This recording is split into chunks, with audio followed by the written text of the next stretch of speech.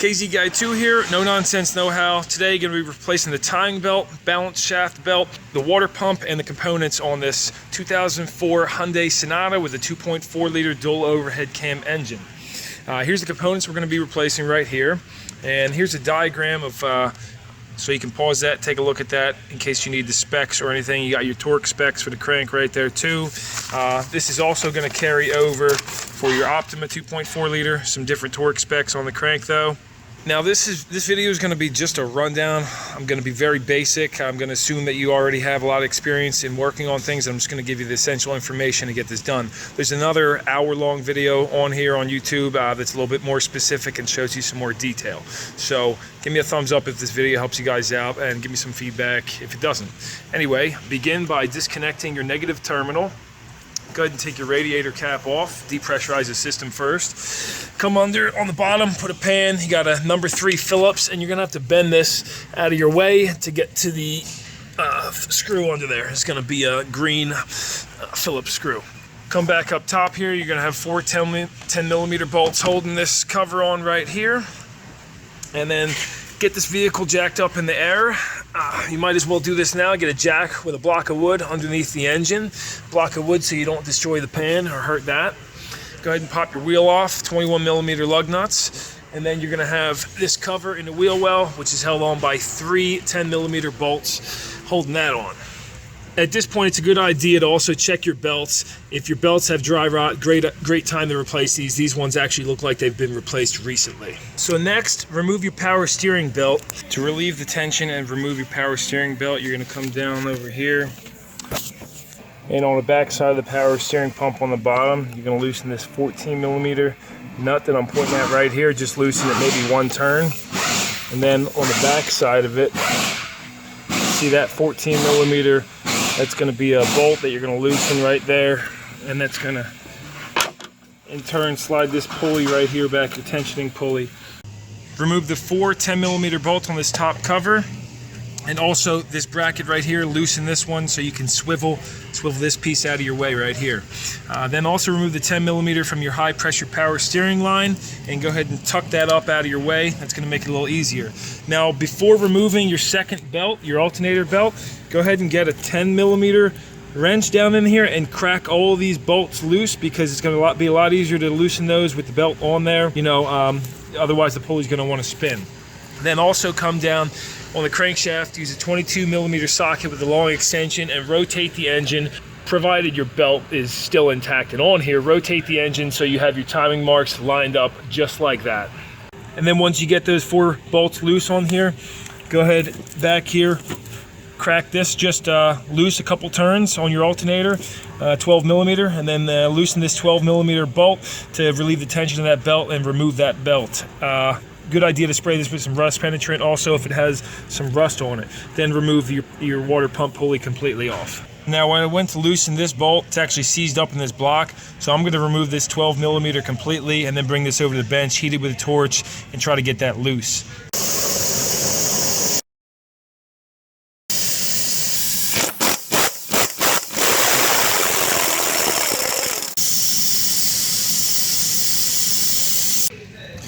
And once you get that tensioner off, either loosen the bottom bolt on the alternator, or if it's not too tight, you can take a pry bar and just pry with tension on that to relieve the tension of the belt, get that belt off. Then come down on the crank side here, use an impact wrench to remove this 22 millimeter and those 4 12 millimeter bolts and get your crank damper off there. I was able to get this 22 millimeter bolt with an impact wrench. If you're working with hand tools, well, God bless you. And here's a look at your timing marks before I pop this crank off right here. You see that notch right there and the T just above the 10 right there.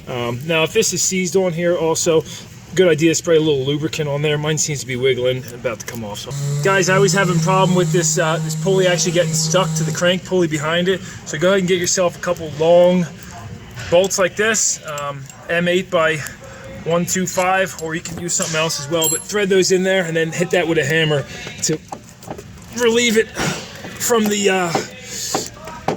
son of a from there, because that was seized up to there. Also, you have this locating pin right here that goes in on the back side here, so you can see this had some corrosion and rust, and I wasn't able to get that off because it was trying to pull this back pulley with it. So hopefully that little tip helps you out there. All right, so with that water pump pulley out of the way, remove the 8 bolts holding this top cover, or I'm sorry, the lower timing cover on, 8 of them, and then this is actually a crossover bolt from the top, so that was already out. That doubles as a bolt for the top cover. And this is a good time now to go ahead and mark your timing marks. I like to always do that so you can just transfer these over to the new belt and there's no room for error when you're putting this thing together. Again, do a white mark on the bottom here and here. And then you can see your timing mark is lined up right there, that notch on the pulley. That's going to be your main lined up mark there. And yeah, this is your tensioner right here. Is going to have 2 12mm bolts holding on where my finger is right there. That's your hydraulic tensioner.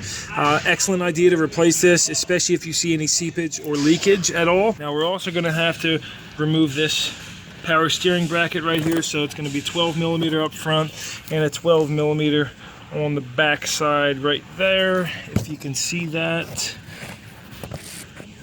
Up in there, that 12mm right there. So you can get this pump out of the way for enough room to get the pump bracket bolts. You got 14mm here, 14mm on the bottom, and these two 14mm right here. I already took this one out. All that just so we can get to this idler pulley back here.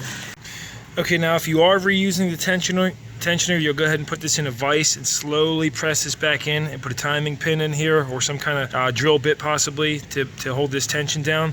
I am going to be replacing this one actually though, just waiting on that to come. So it's going to be 14mm here on this idler, 14mm on the tensioner pulley, and then go ahead and slip that belt off once you have all your marks and such.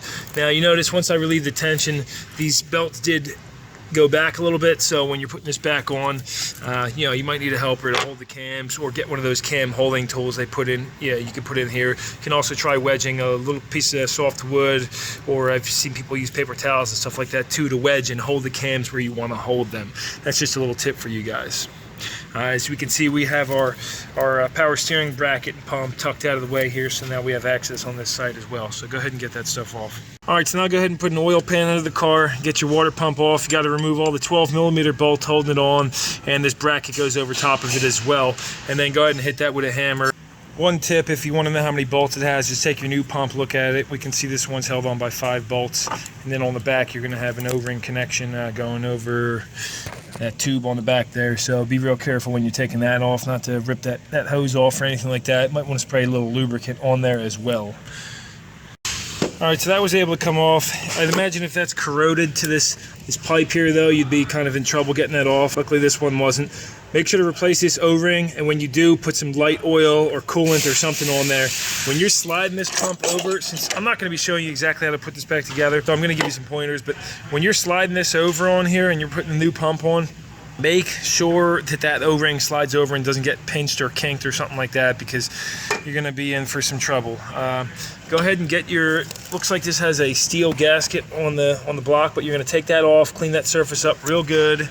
And unfortunately the new one came with a paper gasket. When they come with these, I like to coat both sides in something called the Right Stuff. It's a really heavy duty RTV. Coat both sides in that and then bolt your pump right back on. That way you just, you know, you don't have any leaks in the future, no problems. All right, now with all that pump out and everything, we're ready to take this other balance shaft belt off here. So go ahead and slip this off. Get this cover off here too, you know, plate, whatever you want to call it. And note the tension of this belt right now, it's really loose. Pretty loose anyway, because you're going to be setting that, instead of having hydraulic tension, you're going to be setting that with this by rotating the cam on this thing here. So 12mm bolt to get that off, and then slip that belt off. And it looks like you're also going to have to remove these two 10mm on the crankshaft position sensor to get this plate out of the way. And to set the tension on that, they're calling for 0.2 to 0.3 inches of travel on that when you set that. And there's your torque spec there for the bolt as well.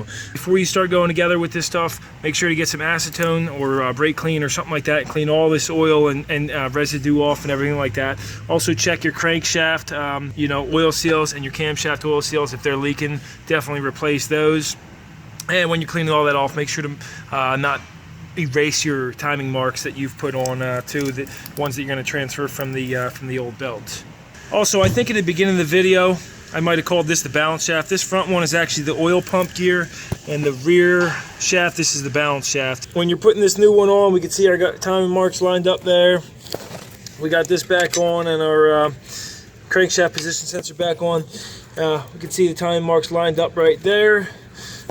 Get it, as close as you can, and then go ahead and rotate this cam right here with your hand, or even get a pair of pliers on there or something like that to be able to set your belt tension. You don't want to put it super tight because it's going to make noise. And then go ahead and tighten that 12mm bolt down.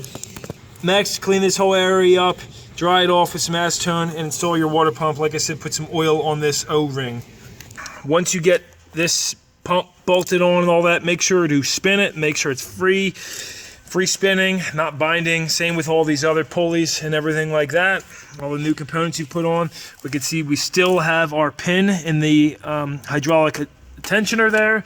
So now I'm going to go ahead and slip my belt on and get all that set. Alright, so I got this belt back on here, and I'll just show you guys the timing marks, give you a couple pointers. I found if you're doing this by yourself with these camshafts, to lock these cams in place, turn this one this way and this one this way slightly to line up your, slightly over your marks, and then wedge a paper towel in here.